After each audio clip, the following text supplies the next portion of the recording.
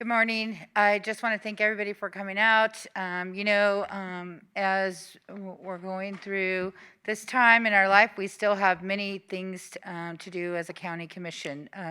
And one of those things is something that is near and dear to so many people within our community, and that is making sure that 1 October never gets forgotten. And we've been working pretty hard. Some of the things we learned early on is not to rush to do things because we needed to let people work through the process and we needed to let people have some real input. Those that live here locally, because it was a big impact to so many, as well as those that come to visit on a regular basis. I'm pretty close to about 5,000 of those folks. We hosted the first reunion after, and I've stayed in contact with them, and it's nice to know they're just a hop, skip, and a jump away, and they come to visit our community on a regular basis. So we want to make sure that all voices are heard. For so many of us, this has changed who we are. We let people know that we're truly a community and we pull together for so many. They didn't realize what Las Vegas was all about, what Clark County was all about, and now they know that this is really part of it. So I want to turn it over really to Commissioner Gibson, who has been the lead on this.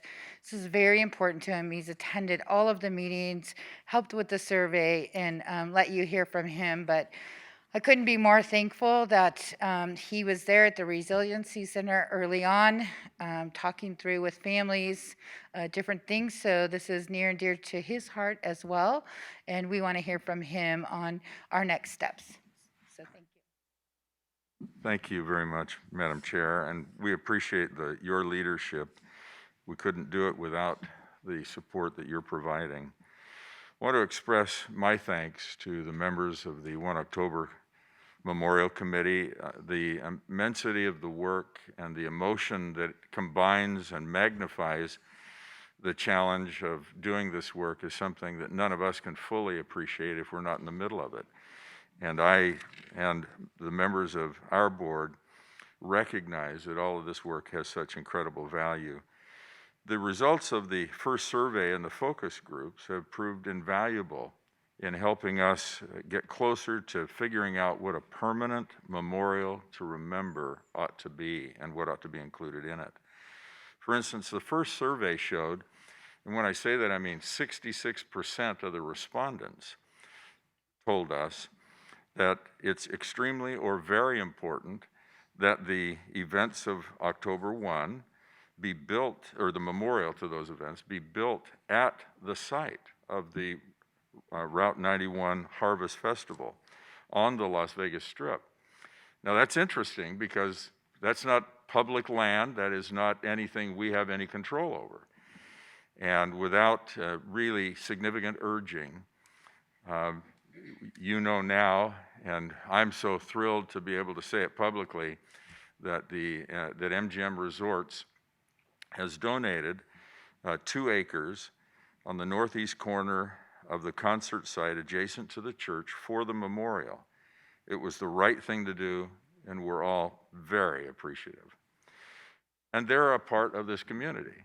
And I think that demonstrates as much as anything does that their heart is where it ought to be as we work on this particular issue. Now, whether you live in Las Vegas or California or in a foreign land, the effect of all of this has registered itself in your heart to the extent you were affected. And that doesn't mean you had to have family or friends or anyone you know at the site. If you're one who simply loves these festivals and saw what happened, you were affected. We're surveying in a new survey that is really a brief encounter with issues to see where we stand on, where people stand on a few other things that we feel important to reach out and get answers to. And we're hoping that people will go to Clark County, nv.gov, and take the survey. It only takes a minute. If you know, and we're sure you do, if you know others who have been affected and want to weigh in, please share the site with them so that we can find out what it is that they feel about things. It's especially important to us, no matter where you are, if you are affected. We want to make sure that this memorial covers the need. And the need isn't something that we could have ever identified back at the day after the event occurred, and we were all trying to figure out what was going to happen next. Now, I'd like to introduce an incredible resource in this valley. Tenille Pereira is the director of the Las Vegas Strong Resiliency Center. She's the chairwoman of the 1 October Memorial Committee. She has done a yeoman's work in bringing things together. There will be additional opportunities for feedback, and she may share some of that with you, but to the extent that you see an opportunity to provide some feedback, we encourage you to do that. This committee then will formulate their proposal over time and bring it back, and it will represent the issues, the feelings, the impacts, all of the things that were experienced because of the way they've reached out, and we appreciate so much the way that you're doing your job. So, Tenille, it is yours now. Thank you so much, Commissioner Gibson, for that introduction and for all your support, and for Madam Chairwoman for all your support in this very important work. I would also like to thank all of you for being here today and for engaging in this process of creating this memorial. After the initial survey, we held a series of focus groups to brainstorm ideas for how the memorial space would be used. And those responses not only helped us understand people's views, but they also helped us determine what questions would be on this next survey, what questions and information we need to move to this next step. For instance, in the initial survey, 73% of respondents felt that education was very or extremely important. Through the focus groups, we refined that down and found out that it was extremely important that political topics or any reference or personal information of the perpetrator not be a part of this memorial. So in the survey, we'd like respondents to tell us their level of agreement about what the education should include.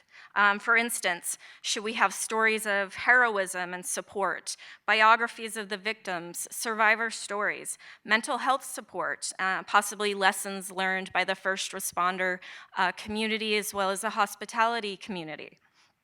The majority of respondents in our previous survey, 60%, felt that an artistic feature should be included in this memorial.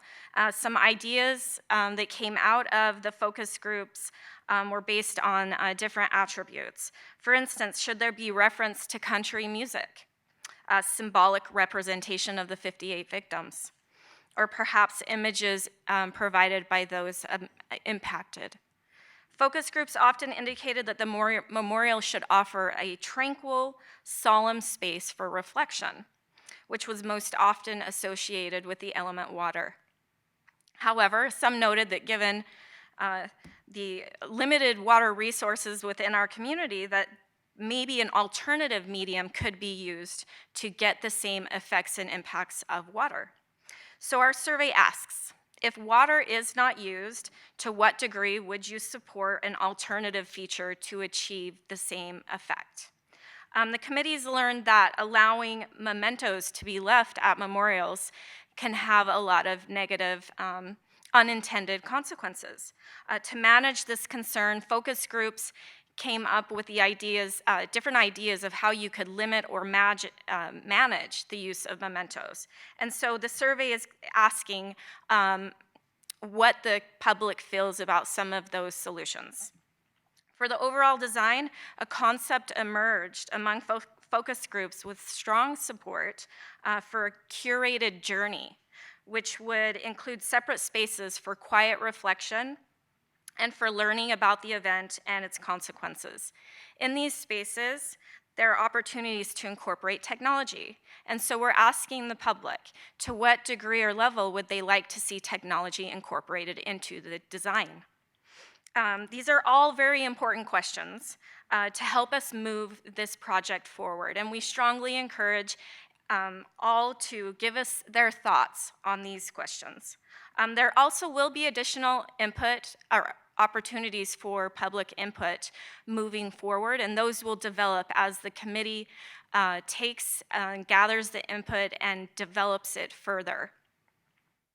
They can visit our site at clarkcountynv.gov/1 October Memorial to sign up for our emails so that they can continue with us in this process of community engagement.